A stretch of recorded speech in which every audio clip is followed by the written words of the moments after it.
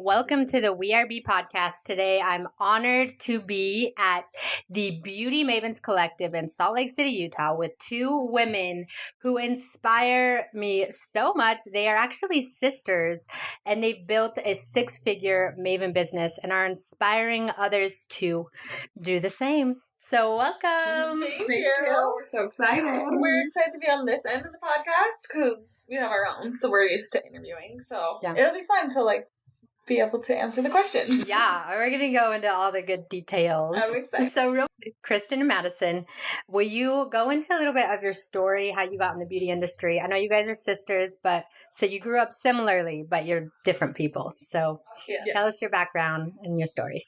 Okay, well, I got into it first, so I'll start. I was going to college, and I decided that I didn't want to do that anymore. And I always kind of thought about doing hair, but then I found out that aesthetics was faster to get your license. So I was like, okay, I'm going to do that. She was so offended by me going to beauty school. She's like, you need to finish college. Whatever. I went. I loved it. And I was like, that beauty school's such a cop-out. Those people who can't do school. Oh my gosh, that's so funny. I'm biting my tongue now.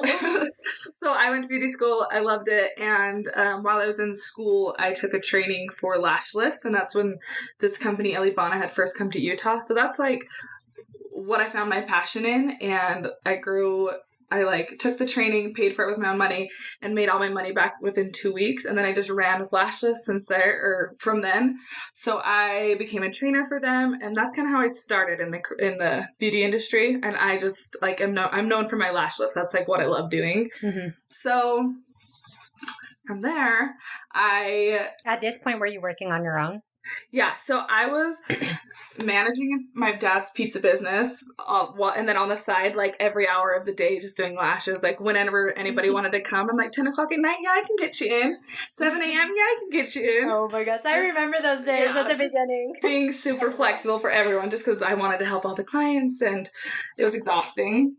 And I was doing them out of my house at that time, and then I went into a partnership with somebody, and that's when your journey started. So let's go from there. Yeah, so then I graduated actually with my bachelor's in public health, and so you made it all the way through school. Mm-hmm. Good.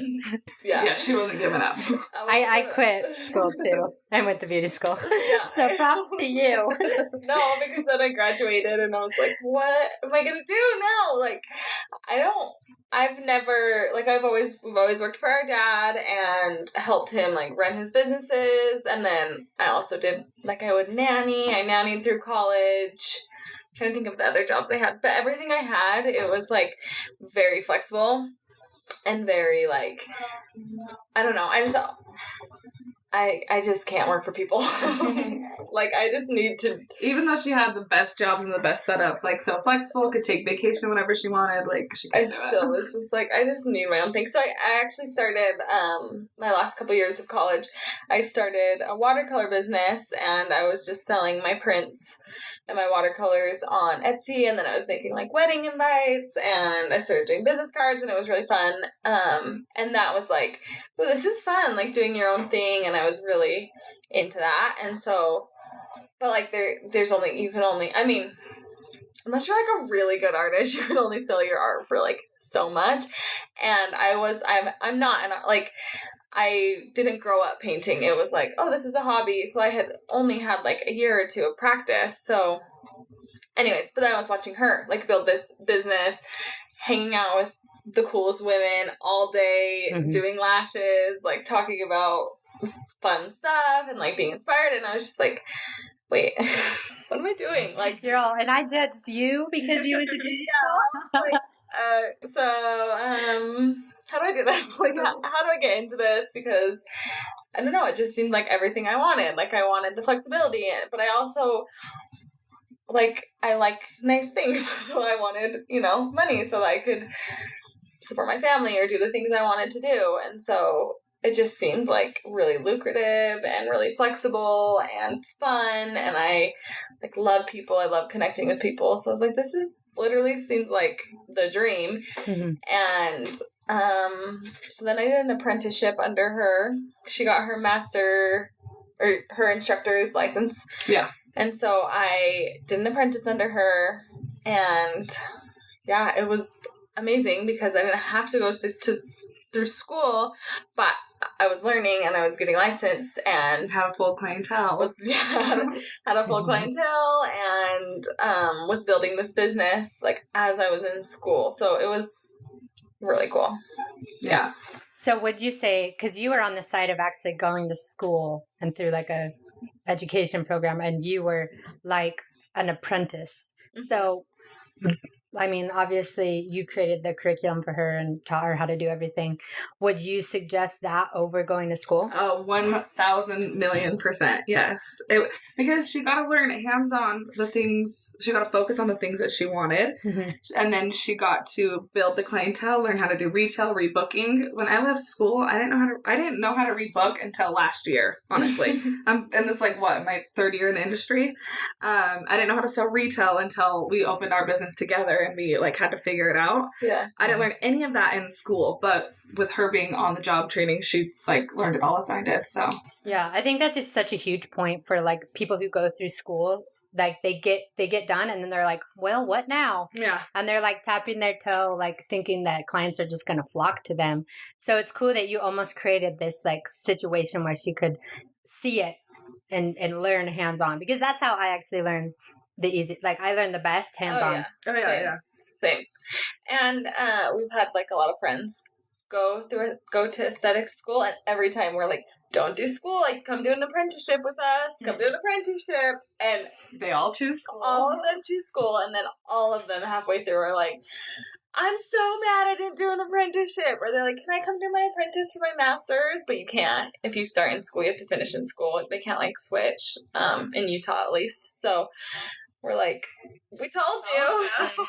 So do you guys plan on doing I know you're big into education in general. So beyond the apprenticeships, because obviously these girls didn't go do apprenticeships through you, how are you helping educate them? Because I know there's a lot of people that look up to you and follow you, and you just did a summit just recently. So how are you helping educate other beauticians now?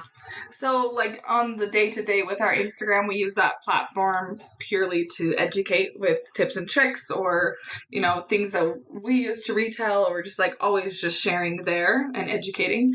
And then we do our in-person summits, which last one we did was all about branding, because when you go to beauty school, you don't learn anything about branding. I remember one day I got in trouble in school because I was designing my business card because I didn't have a client. So I was so we are focusing on that end of the business as well. And then we have our online courses that we're just starting.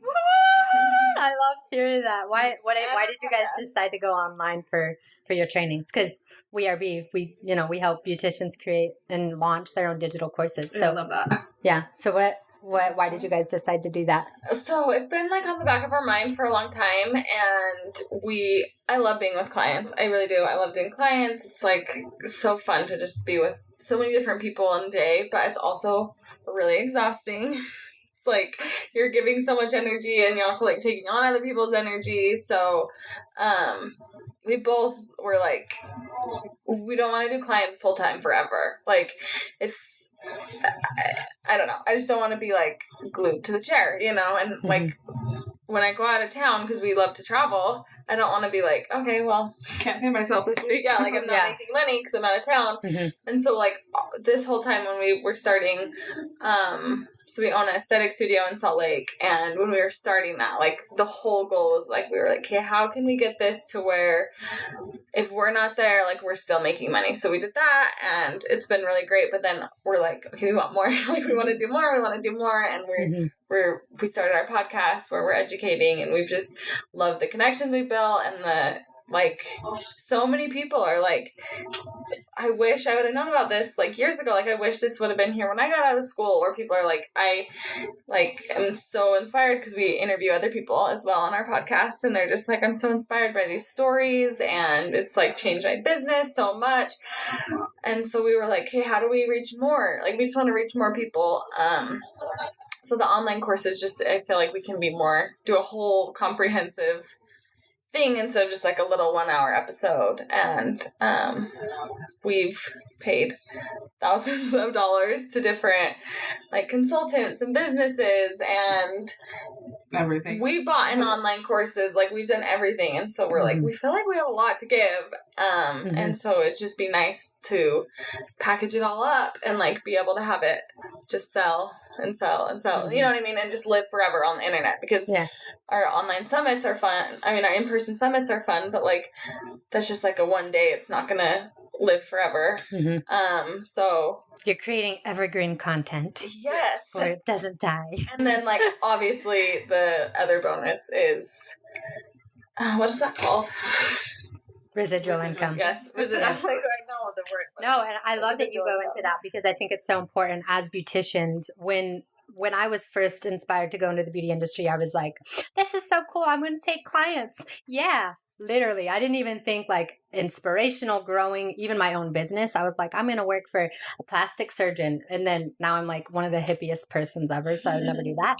But I think, you know, like it's so cool because this day and age has so many resources, like living online forever. Like you said, like the internet's not going to go away. And I know that there's a lot of people that are against people taking trainings online or going online because they're like, well, with beauty services specifically, because they're like, how do you know? And it's like, people are they're going to YouTube it. They're going to try to find their own ways to do it. And they might as well learn from you. So put yourself out there. And obviously nothing's ever going to be as good as like an in-person training, because you like physical touch, you can't ever like make up for that. But it's something's better than nothing. And I think to basically like where you guys started, you're in the industry for 3 years, right? Like what you've accomplished is so amazing, and just opening the door for women in the beauty industry to say, look, you don't just have to be behind the chair. You can do a podcast, you can do trainings, you can connect, you can do so much more, because at the end of the day, whatever you do in business, you are a platform to share a message. And it's so much more than just taking clients or being behind the chair. So, and you can only take as many clients as you can fit in a day. So you kind of cap yourself at how much money you can make. So that's another reason we decided to go online. Yeah, I love that. Going on that same subject of you guys kind of going off and doing your own thing together. I know that I don't want to get into the details of it, but I think it's important to bring to light, you know, being in business with other people in this industry. What would you say you learned? Because I know before you guys partnered up, you specifically had gone. So what would you say what did you learn from that experience? And obviously, what would you have done differently? Okay. So the person that I had gone into business with, I thought I knew her extremely well. I'd known her for a year. And once our partnership was May to November. So I think it's about 6 months. And in those 6 months, we got to know her really well, and it just wasn't a good fit to be business partners. So you just want to make sure that if you're ever going to go into business with anybody, that you know everything about them, go on vacations with them, see how they handle every situation. Obviously, with her, I know how she handles everything because we've grown up together for 26 years. Yeah. So, our personalities did not mesh. I was trying to take the business one way. She was trying to take it another way. So it just didn't work out. So we decided to walk away from that. And then we started ours the next day because I knew I could trust her. I knew she had the drive. We had similar goals. So it just worked out that way. But it's really hard to go into business with somebody. So make sure you know literally every single thing about them. Yeah. And that your visions are aligned too. Because like you said, you were trying to go one way. She was trying to go the other. Yeah. You have to be on the same page or it's never. And you don't have to be like, I don't think you have to be sisters. I don't think you have to be like the same person, because we're actually very different. Like we're so different. And but that's like one thing that we knew already was like, we're something that she's really strong at is like a lot of times my weaknesses. And then, so like our weaknesses and strengths really help, like fill in all the gaps. And so it's like she's really into like the numbers, I think and that sounds really bossy. well, that's it. But Somebody's got to be the boss. like she likes doing the business side. boring stuff, and I'm like, I don't like that, but she likes that, and she's good at it, and so anytime there's, I don't know, she's like the one setting up the appointments with the accountants and like figuring out all that stuff, and it's great because she like enjoys it more than I do, and so then I can work on making the graphics for our Instagram or things like that. So finding someone that fills in where your weaknesses are. Yeah, you guys match each other like a puzzle piece. Yeah. I love that. That's so cool. So let's get into your business. I'm super excited because I know there's so many good nuggets, and you're very intentional and purposeful with the content you put out and the messages that you put out. What does it mean to be a maven, a beauty maven? So a beauty maven, we were very intentional about picking this name as well, because a maven means an expert or a connoisseur. So we just wanted to be straightforward. We did beauty and we were the experts at it. And then our like whole purpose, our why, is to help other beauty entrepreneurs feel like mavens. So it just kind of worked out. Oh my gosh, I love that. And then you guys you've literally broken down the numbers to help them become 6-figure mavens, right? Mm-hmm. Mm-hmm. Yeah, our first year in business, we just kind of threw out a 6-figure number that we wanted to hit for revenue for the year. And every quarter we would like look at our goals and we're like, oh my gosh, we hit our goal for the quarter. We might do this. And we ended up surpassing the goal and doing multiple 6 figures, and we're like, okay, if we can do that with like just coming into this for our first year, we can help other people figure that out as well. Mm-hmm. And once you have the goal for the year and then break it down by day and by services, which is what that worksheet is you're talking about, it's so much more manageable when I know like, okay, I have to have 4 lash clients a day if I really want to hit that goal. Mm-hmm.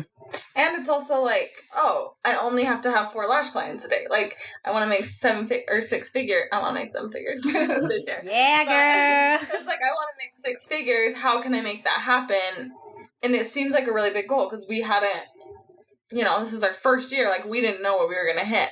But then when we broke it down, we were like, we were doing 4 days back then. Mm-hmm. We were doing 4 days, and we were like, oh, we each only have to do 4 lash clients, and we're both here from 10 to 7. So we were like, that's like not even half a day. So it was... That's like part-time. Yeah. We were like, wait, we got this. Like, we can do this. And then once we started figuring out, oh, like... we should bring on retail lines. And once we're adding on retail, like, holy crap, you can make so much money with retail. It's insane. And so then we were like, oh, well, now that we're, like, retailing, if we're retailing $180 worth of products, like, that's going to be per day. Sorry. If we're retailing, like, $180 of products per day, that's going to be, like, an extra $10,000 at the end of the year. Like, it's, I don't know if that's a lot more than that. But, yeah. Just breaking it down and things like that, because the numbers seem big and seem scary, but then once you break it down per day, you're like, wait, I got this. I think that takes away a lot of, like, the overwhelming stress, too, for people, because, like, that usually comes when you don't know what you're working towards or you don't know how you're going to get there. Like, so many people are like, I'm going to be a millionaire. And then they're like, 2 days later, they're like, oh, this is too hard, And it's like, did you break it down? What are you really going to do to get there? Because a lot of people, I think, are underestimating, what they can do long term and overestimating like what they can do short term.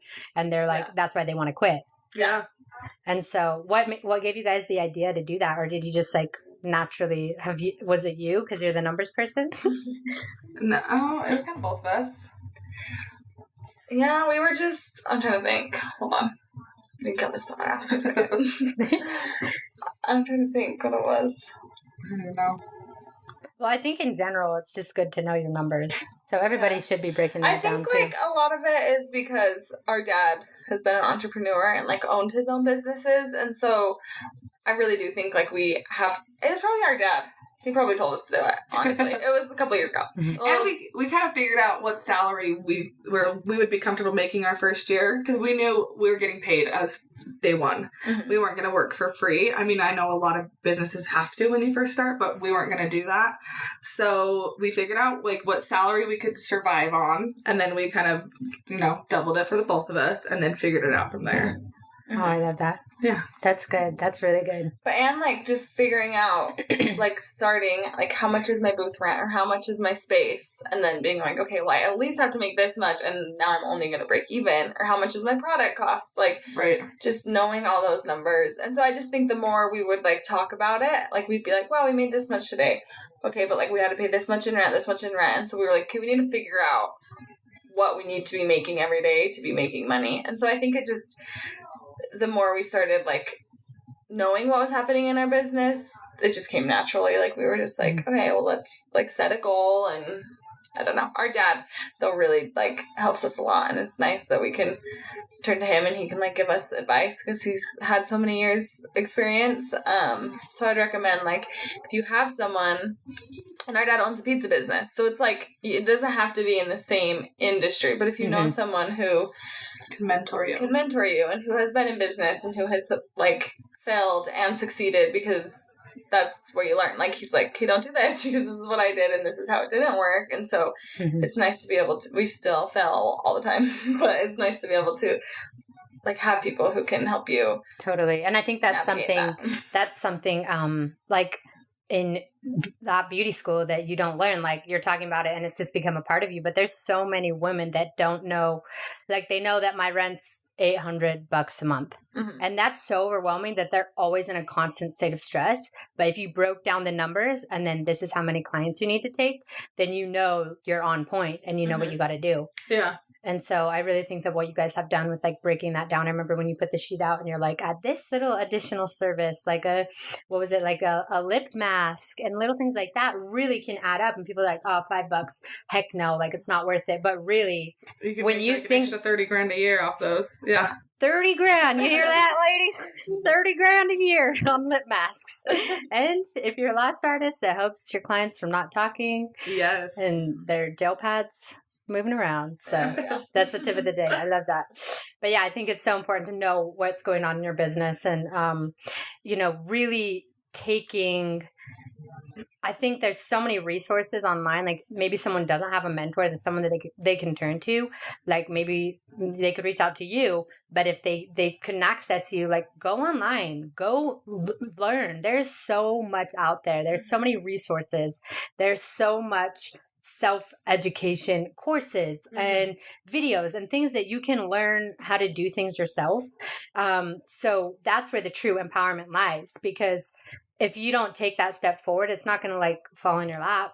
You're not going to have like some mentor like just come to you if you're not out there looking for it and doing that. So I love that. And that's cool that you guys have your dad. He's so close to you. I know, it's nice. What other mentors or people that you look up to in the beauty industry?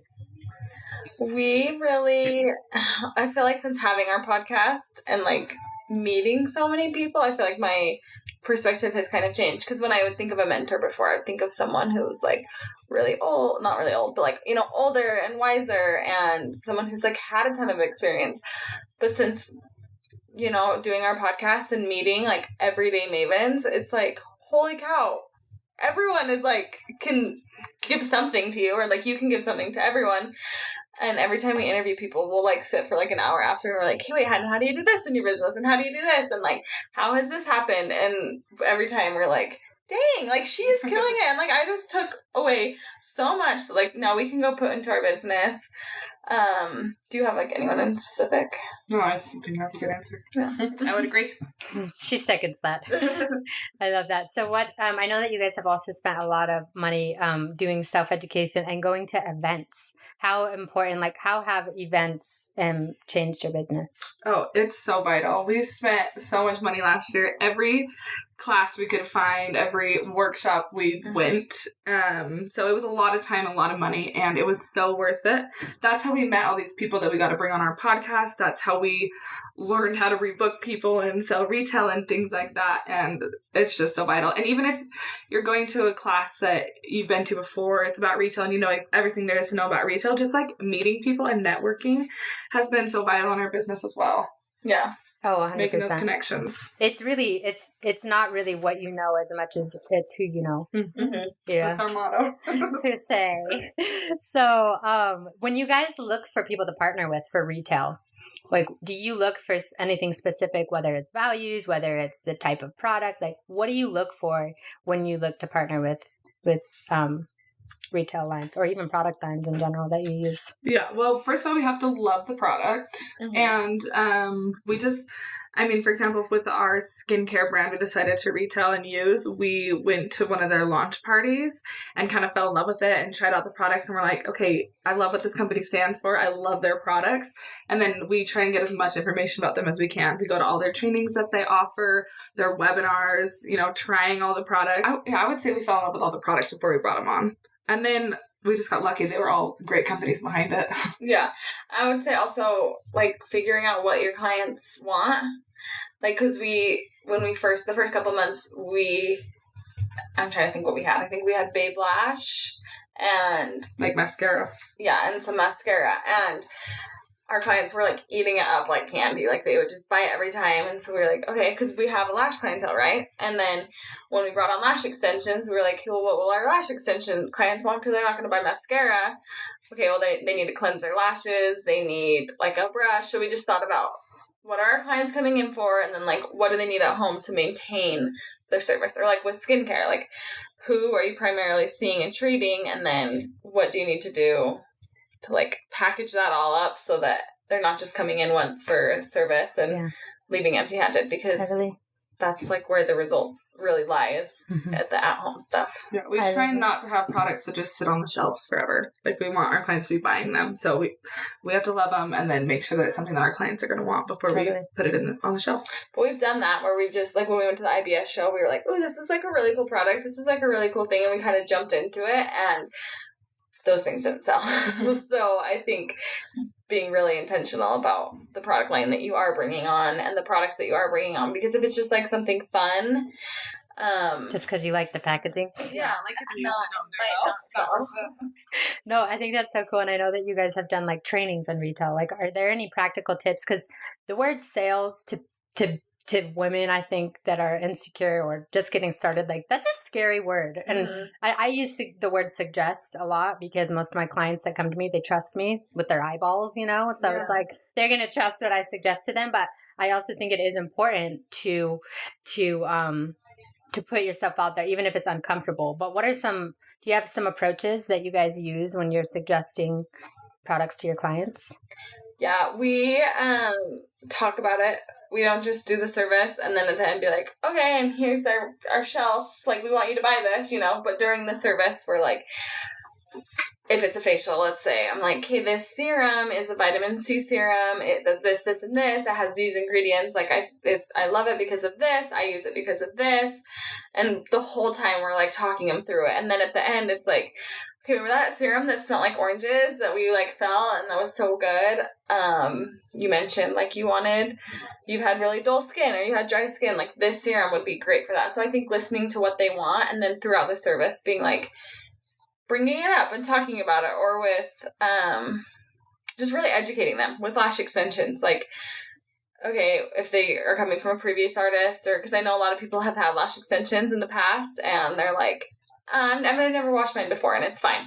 But it's like, no, it's not fine. Like, if you want to be my client, you're going to wash your lashes because, this is why. Like, you're going to get infections and this and this and that. And so I think really just, like, educating them and being upfront, and then, because it was scary at first too to, like, make big retail numbers, but it's like when you're just recommending products based on what they're telling you they need, like, they get it, seriously, 9 times out of 10. And they trust you, and I think since we've focused on retail, it's, like, built our client loyalty even with services. Like, it's like, oh my gosh, she gave me this mascara and I loved it, so, like, I'm gonna go back to her. Like, I feel like it builds that relationship, and we always say if they're not buying it from you, they're buying it somewhere else. Totally.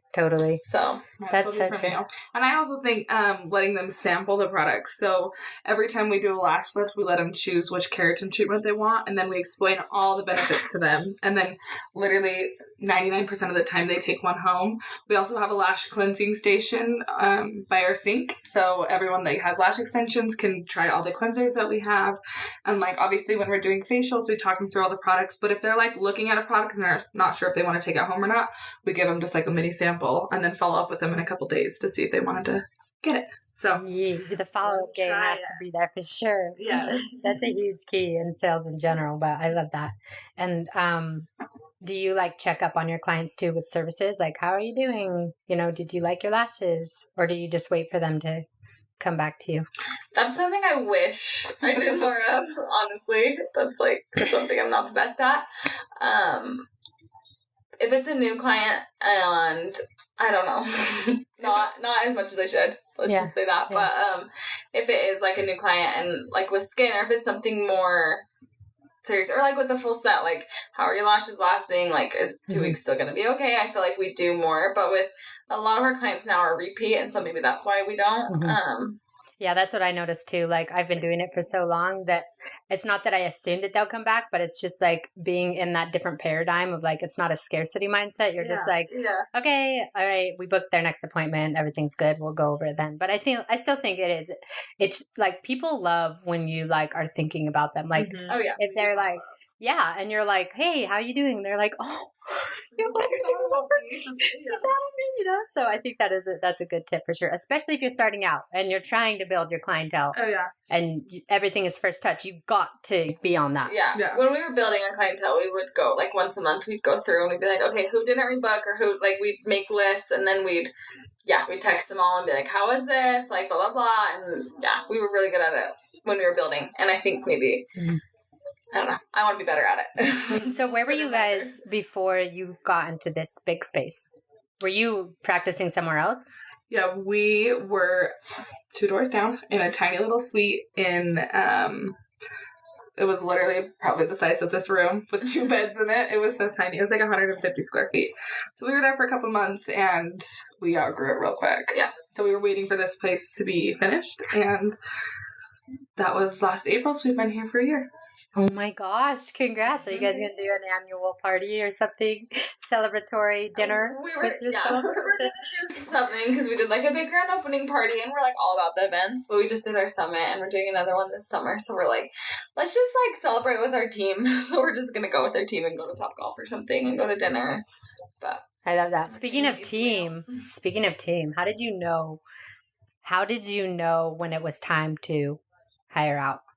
And the process, how did you do that? Yeah, when we moved into this bigger location, we had to fill it up, right? So we had one girl with us in that tiny little room. There was the 3 of us. She was just booth renting. So we knew as soon as we moved over here with this larger space, we'd have to get other people in here. And that was like one of the biggest mistakes we made, was just hiring everyone we thought was our friend or that we thought was really cute, like getting them to come rent from us. They didn't even work for us. They were just booth renters. And that bit us in the butt real quick. What can you go into, like, what do you mean by that? Yeah, we were just accepting anybody that we thought was cute, honestly. Like, we thought would be fun to work with. And we didn't have established core values or, you know. Oh, okay. So, yeah. Once we like did kind of figure out what we wanted, we're like, okay, like we're having issues and there's drama, but we don't want that in our salon. And we hadn't established that in the beginning because we just thought, you know, no, that's they're cute. It'll be fun. Yeah. What could go wrong? Well, and if you don't know business and beauty, I mean, I literally redid my core values last year with Joshua because I didn't have, like, I know who I am and how I operate, but I went on into the same problem. I hired a couple people and I was like, wow, like, they don't do it like I do it. What the frick? Yeah. But and no one's going to really do it to the T. But as far as like values, I think that's so important because every decision you make is based off of those values, and people don't fit. Like, it's going to cause friction in your business and your clientele, and that's your freaking livelihood. Exactly. Yeah. So as long as I like will respect your values, then you can bring them on board. Oh, I like that. Yeah, but I do think like a lot of it was like at our fault because we didn't like establish expectations in the beginning, and it was just like we didn't know, so we just expected like, oh, everyone in the beauty industry is gonna show up for their clients, everyone in the beauty industry is gonna not reschedule clients last minute. Like, people just know these are like common things, it's just like common sense. In our head, it was just common sense. Yeah. But then as we like brought people on, we were like, wait, people don't, it's hard when it's your business and like it's your baby and you care so much about it and you're like so protective over it. And like for other people, it's just a job, or, like they don't. It's a little side hustle. Totally. But I think you can create that. And like now we've like cleaned house and started over. And there's a couple that have stayed and it's been amazing. But now it's like, okay, we like step back and we had just like this tiny, tiny team. But we like took time to like figure out our core values and figure out what we wanted and like what we didn't want and what worked and what didn't work. And so now we like just interviewed last week and we're like rebuilding. And I feel like taking time, like don't rush hiring and also don't drag out firing. Okay, literally Gary Vee says you need to hire quicker or fire quicker than you hire. Like, because someone's going to take your business down like that. If you try to hang on to them and they're not supposed to be there because it's not the right thing, then you're only hurting your business. Yeah, but I would say, like you asked, how did you know when it was time? We thought it was time because like our books were full, we were busy, we needed a front desk. Like we thought all these things were the indicators, but talking about this right now, like I don't think that's when you know when to hire. Like I do think that's important to like be at that point, but I think you have to like have your business established on like a strong foundation before you can hire, or else like you have to know what you want and you have to like have systems and processes in place. Yes, because it's hard like bringing them on and then like trying to implement all these systems and it gets confusing and. Because they're like, you didn't tell me this before. Yeah. You trying to change this up on me. Yeah. No, I love that. So what are your guys' values? So our 5 are teamwork, community, reliability and dependability, integrity, and continuous improvement. Oh, I love that. What made you guys decide on those values?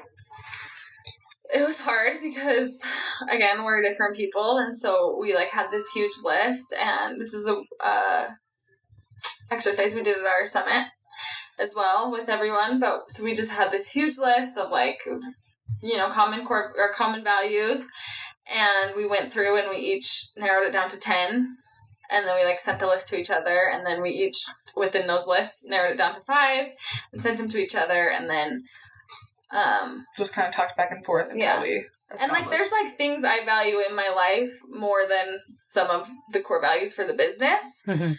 But it was like so that was kind of hard, like, but there's 2 of us, and so we kind of had to like step back from that and be like, well, of course I value this as a person and I can still bring this value, but as like our team and like what we want our culture to be, like this is like what the values are. I love that. No, that's perfect. So it's like it doesn't have to be like this is like my top 5 core values for my life, which, I mean, it can be, but I think sometimes like looking at it from the business standpoint as well. Yeah. So like if you're solo, maybe that could be it. If you never plan on ever expanding or hiring, it's just you. Yeah. But if you want to grow a team, like what are you looking for to attract? Because when you define that, you're like, here's the message, universe. Yeah. And then that's what comes back to you.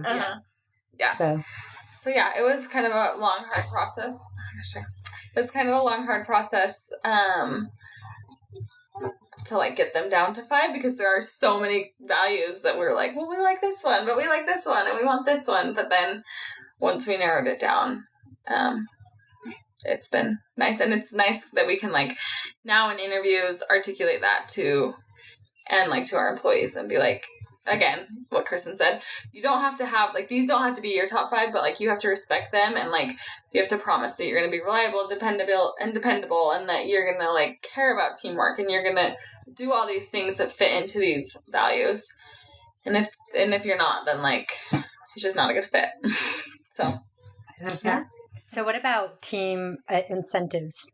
Because I know that's something that you guys are starting or started, right? Yeah, so in our situation, it's kind of interesting because we have both booth renters and commission. So that's why teamwork is one of our core values, is because even if you're a renter and you have your own business, like, we want you to be part of the team. So Our incentives are for everyone that works here. And for example, our retail ones, if you hit a certain amount, we are doing vacations this year. So we had 3 different tiers, and we're going to buy their tickets to the IBS show in Vegas. Then if they sell a little bit more, then they get their flight paid for. If they sell a little bit more, they get their hotel paid for.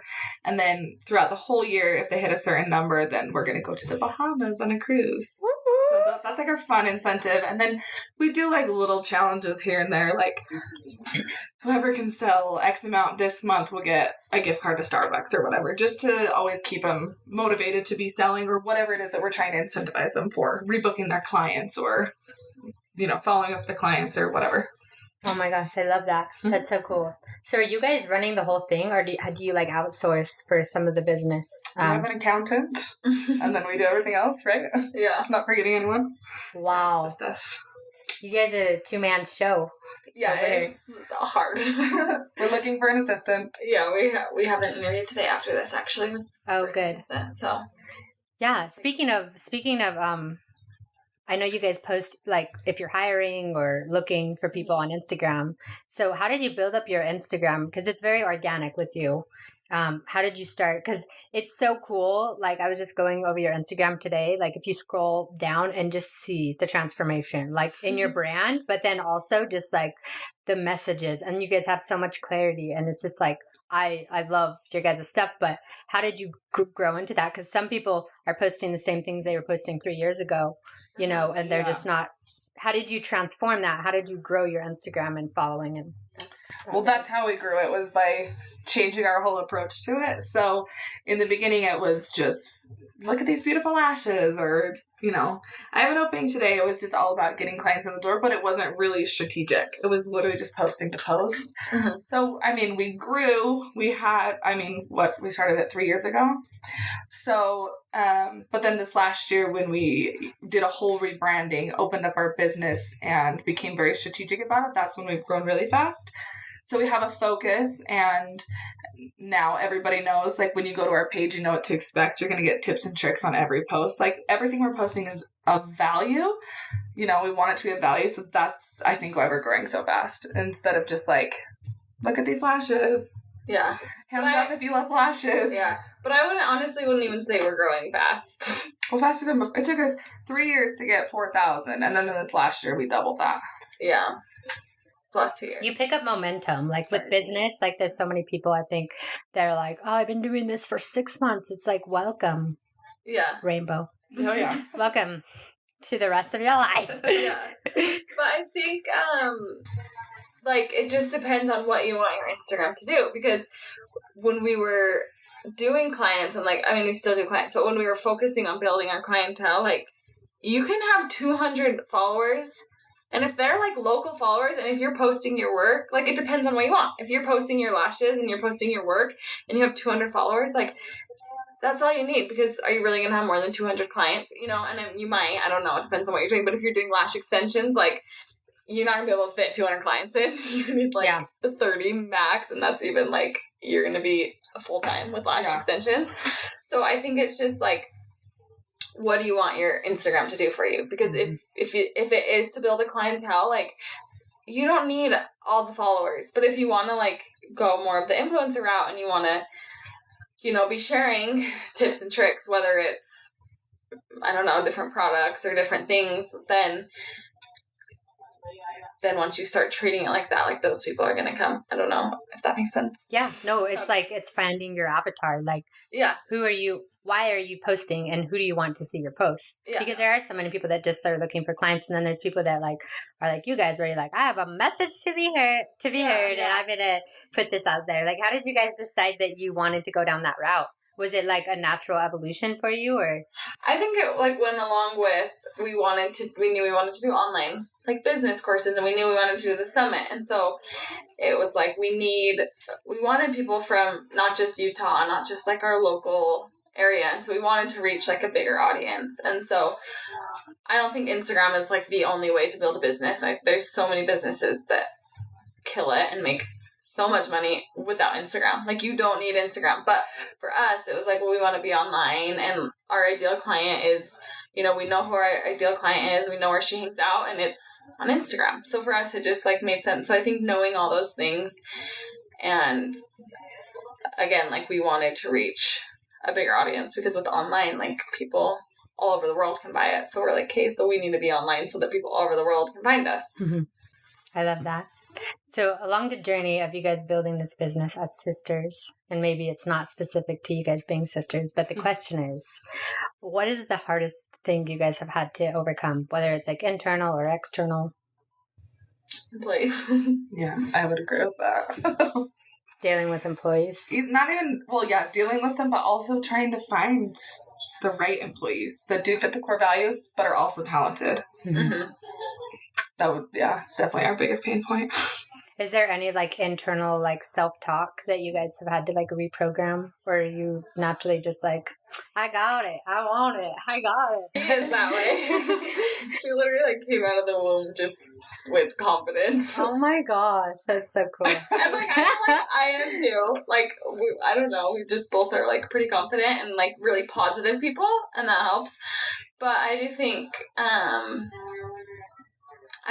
just like treating it, like I was saying, like even with Instagram, but just like with the business, like for me, like the most important thing to me is like my family and my husband and my like friends. And so that's what's been hard for me, honestly, is like knowing when to go from like business, but then like taking days off. Like, I don't know if this is even answering your question or what you even asked. Yeah, but no, like, this is exactly for me, that's like finding like the work-life balance, because it's like I want to work and I want to like build this empire, but like at the same time, like I said at the first of the episode, like I want the freedom to like go travel Europe, and I want to be able to go on 2-week vacations, and if my friend calls me and wants to go to lunch, like I want to go to lunch that second, you know? So that's like kind of what's been tricky for me, is like trying to figure out my place in like as a business owner, where you like need to be there 24/7, but then like shutting it off to be like a friend. I don't know.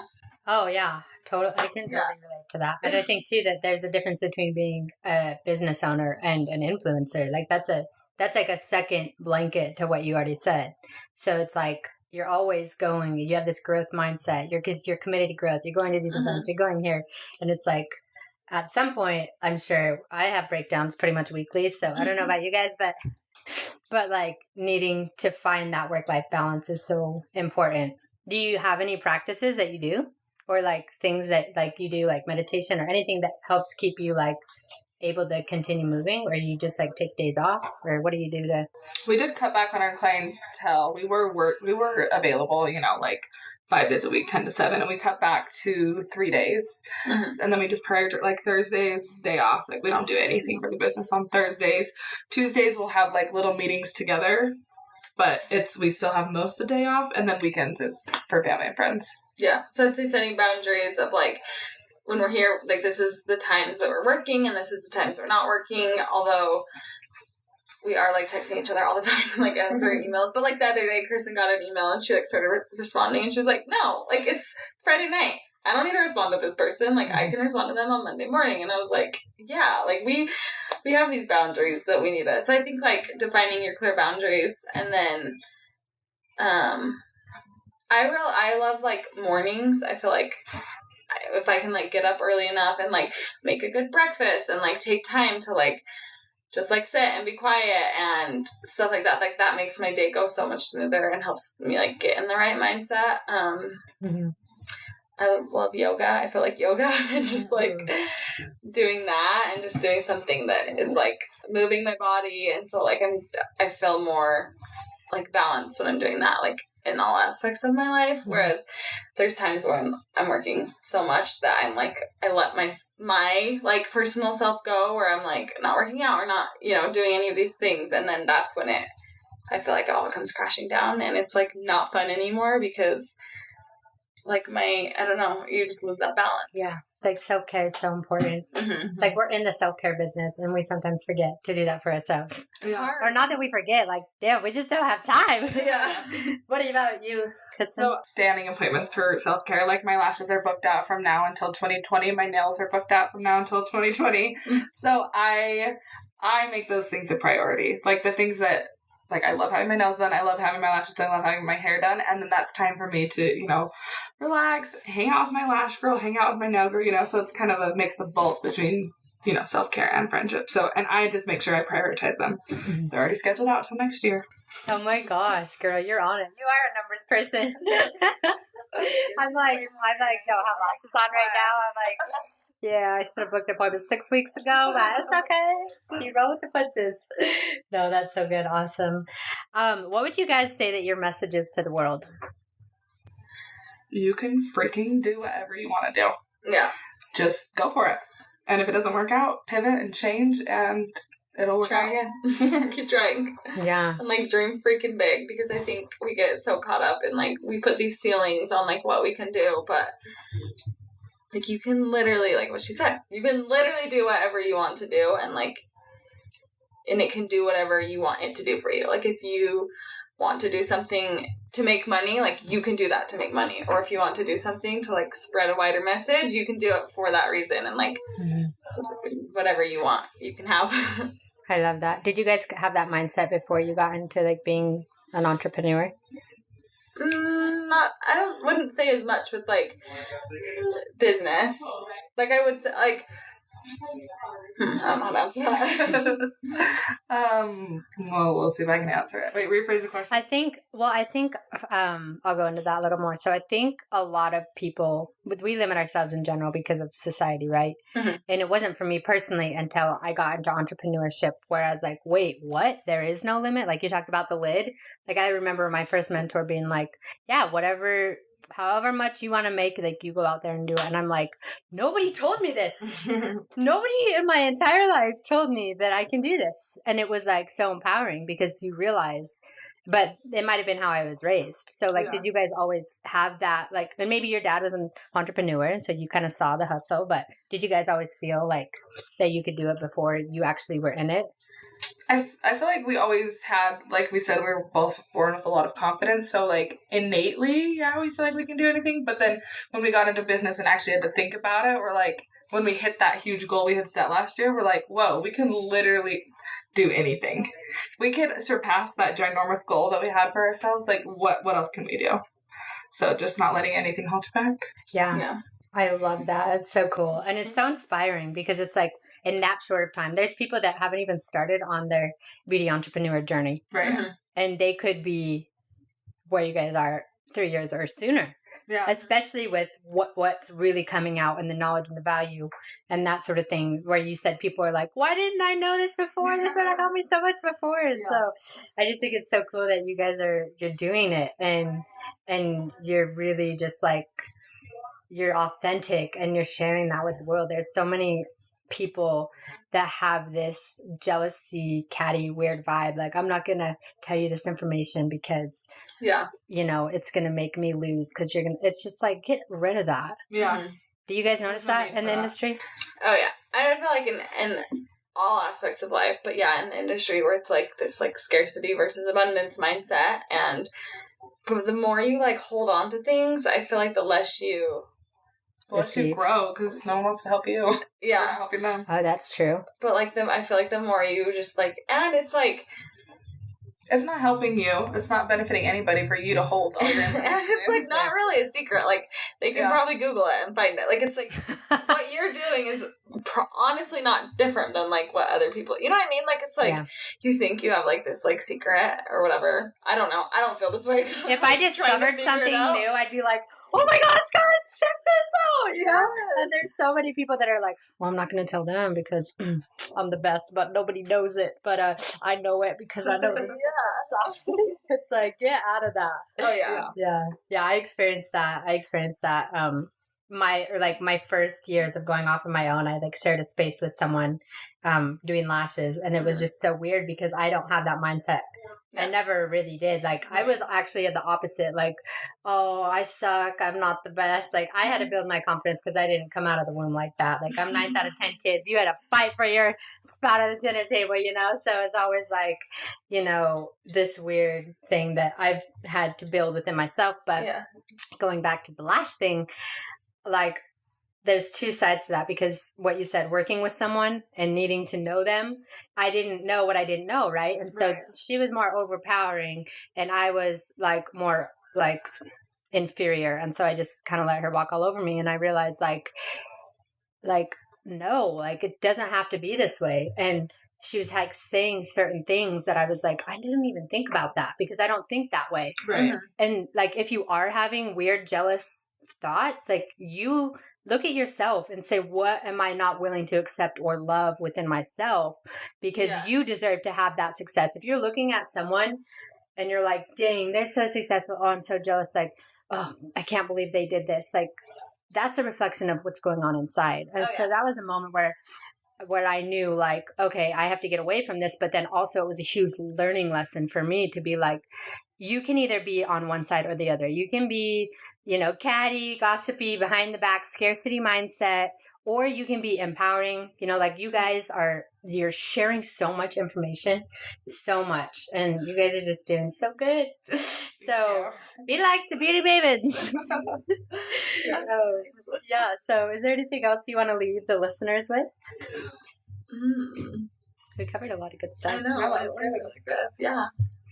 Where can they find you? Yeah, where can everybody find you? On Instagram at Beauty Mavens Collective, and then our podcast is the Beauty Mavens Podcast, and it's on Spotify, iTunes, everywhere the podcasts are. Okay, love you ladies. Thanks so much. Thank you. Today.